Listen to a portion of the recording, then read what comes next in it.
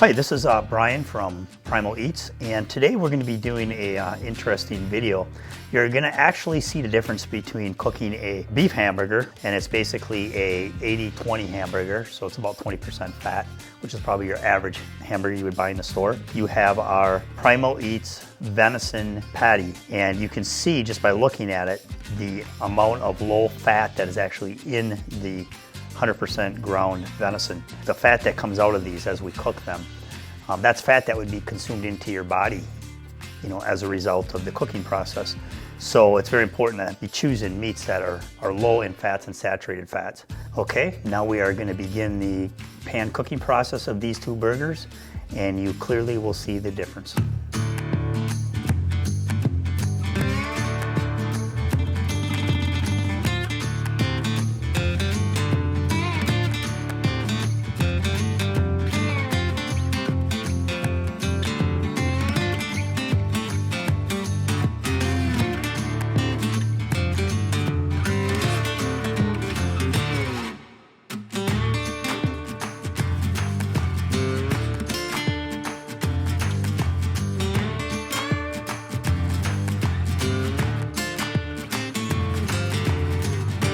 And I'm pushing on the same as hardness on both of these. See, this is water that gets just taken right back. This is fat.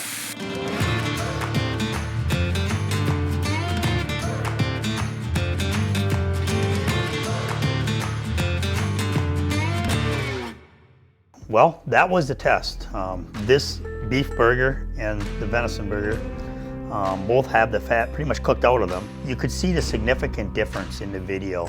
The amount of saturated fat and fat in general that just poured out of the beef burger, which included a lot of saturated fat in comparison to, at times the fat was coming out at such a low pace of the venison burger because it was such a minimal amount that the fat just burned itself right off of the pan because it was such a small amount. There's a significant difference in the amount of splashing and spraying of the grease from the burgers.